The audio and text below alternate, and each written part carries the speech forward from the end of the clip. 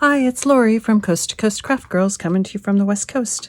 I am not a watercolorist. I'm terrible at it, but I wanted to try my hand at some sort of loose watercoloring of this floral, and I absolutely love it. I am in love with this. Now, I did it a little bit differently than you might think, so which I found to work a little bit better and give me a little bit more of that looser watercolory feel. You can see, I don't know if you can see on the camera, but it's kind of a shimmery, it's a gold embossed ink image on top. But then I wanted the color in the right spot. So let me show you how I did it. I started with a piece of, what, 4.5, yeah, by 6.5 watercolor card. And you need a stamp platform because you need to be able to get the stamp right back in exactly the same spot. Unless you have the disappearing ink, which I guess I could use, but because I just got mine, but I haven't opened it yet. So I'll show you how I made that one because I didn't have the disappearing ink yet. And I'm using the hydrangea stamp from, I think it's from the hydrangea collection from a while ago. It came with it's a stamp and die set from Crafter's Companion. And the first layer I used just a waterproof ink. This is Pebble. And you just want to kind of put it on the stamp fairly lightly. I'm going to show you. I'm just kind of dabbing it on because I don't want a full image, but I just want to be able to see it. And then what I did is I used just a scrap sheet of paper to kind of stamp off and kind of blot off a lot of the ink so that when I stamp it, I get about that much because you want to get enough of the image that you can tell where things are so you know where to put your color. Let's see if I can get a little bit more up in the top. There we go. That looks good. Okay, let me wipe that ink off. But don't take your stamp off the stamping platform. Leave it where it is. And see, I put my paper right in the corner so I know where to put it back after when I stamp it again. So let me get that out of the way. Now I've got my card and I'm gonna just put some watercolor in there. So I've got Tricolor Aquas. This one is the Clear Skies and Bougainvillea from the Tricolor Aquas. I'm not sure where I got them. I don't think I bought any of the Tricolor Aquas because I'm, like I said, I'm not a big watercolor, so I don't think I bought them. So they must have come like in a mystery bag or something. I mean, I have a lot of the aqua pens, but I decided these were the right colors that I wanted, so that's what I used. So we're going to start with the leaves, which is the green. And then I used the pink and the purple for the flowers.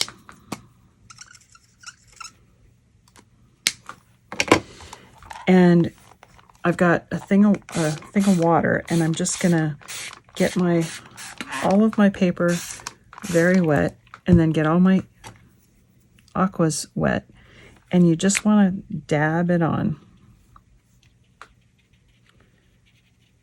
Anybody can do this. And you can look at your stamp so that, you know, if you can't see the detail completely, to know, okay, the leaf goes here, that's a flower. Since you're going to stamp over the top of it, it probably doesn't matter if you have the image more defined, but I was trying to keep it, you know, fairly light in case it didn't line up perfectly.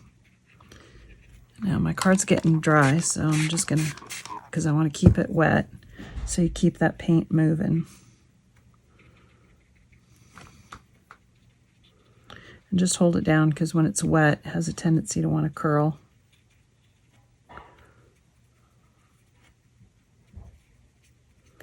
And I'm just dabbing all of the leaves with the green.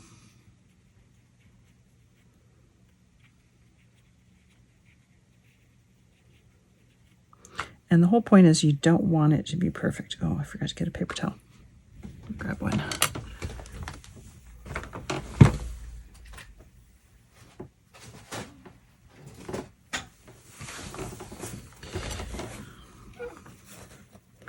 Oops.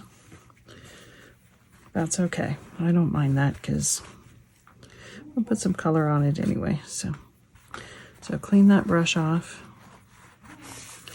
And now I'm going to use the pink. I'm just going to put some light pink in and around those flowers again. If your card's getting dry, get it wet, and just kind of dab and smear color.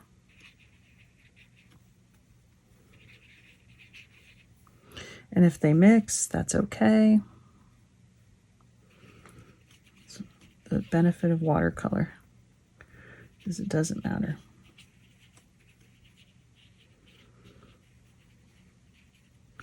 So just kind of get the color where you think you want it. Then I'm going to add in a little bit of the darker color just for some variation.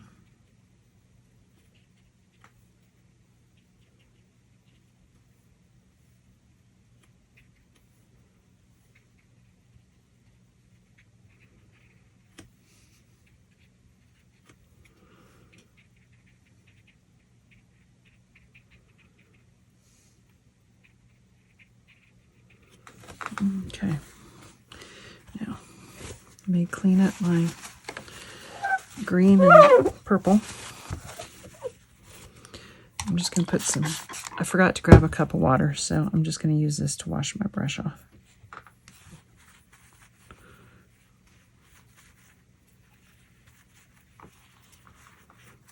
Because you want to try and get your brush a little bit clean. I take that little bit of that pink off. Now we're going to do some blue. And I used the aquamarine and the peacock blue.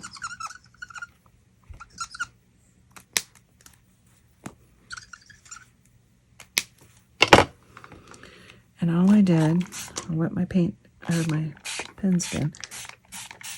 I want to get all that card around the outside nice and wet. And then we're just going to paint in some of the blue.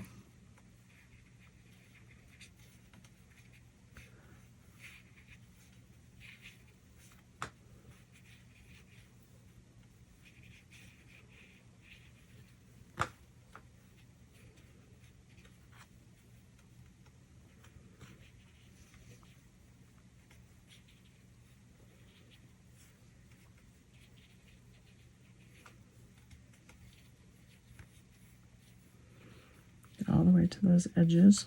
And then I'm going to go in with some of the darker blue, just again, just for some variation, because you want a little bit of variation in the color.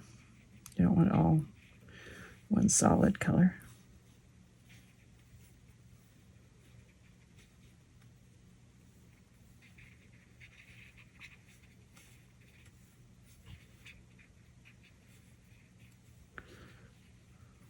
Okay. As soon as you're happy with it, I'm pretty happy with that. Wipe my brush off.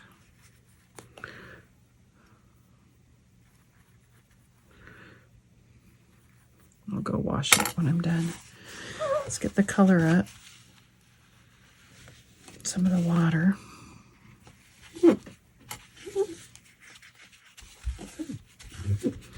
Because now, before you do anything else, you gotta dry this.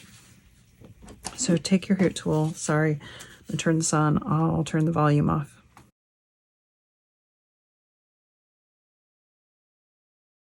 Okay, that's pretty dry. Now you want to try and straighten it out as much as you can, because you're going to put it back in the stamping platform, and if it's curled when you try to stamp on it, it'll give you an uneven stamp. So I mean, it might even be, if you could, leave it like under a book, a heavy book or something overnight, so that it gets nice and dry and straight. But I think I can get it. Okay, I think that's pretty good.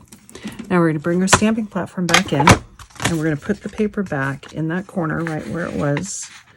And as you can see, it's curled, so it's a little bit harder to get it right in the right spot. gonna do our best.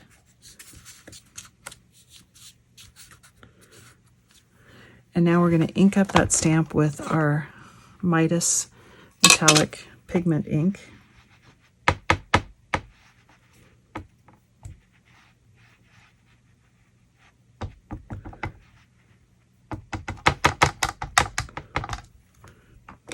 I'll probably take a couple of stamps to get a good coating, but I'm gonna.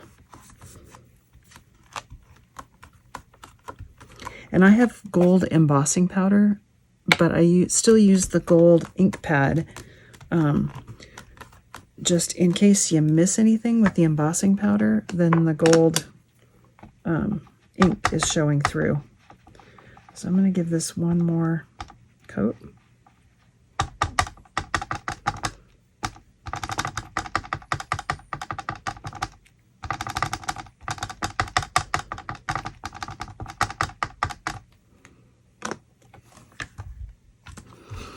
Get my embossing powder ready to go.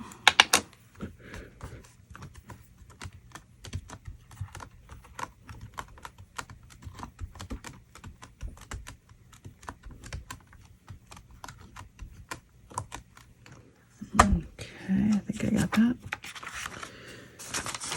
Bring in my sheet of scrap paper and we'll give it a good coat of gold embossing powder.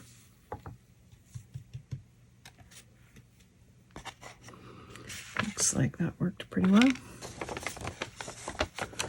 Put this away before I spill it all over.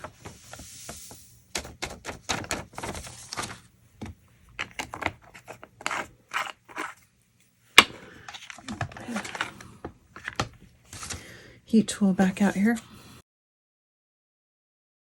Okay. And then I'm just going to matte and layer this with a little bit of gold.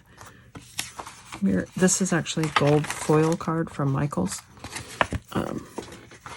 It's nice and lightweight, which is great for matting and layering. Doesn't add a lot of bulk and it's super cheap.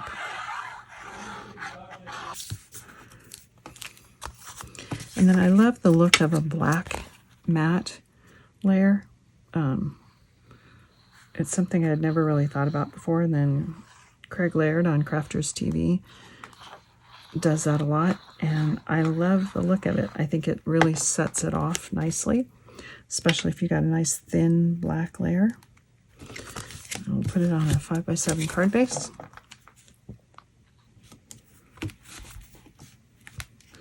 And we're done. I love the look of that. I think it's very artistic looking, artsy looking. You don't have to do the gold embossing if you don't want, but I love the looks of that. So anyway, you can heat emboss first and then watercolor, but I found I like the looks of it better like this, because when you heat emboss first, the watercolor tends to pool inside of here and get sort of blobs. At least mine does, because I don't watercolor very well. And so I think it looks smoother this way. So anyway, hope you like that. Thanks for watching.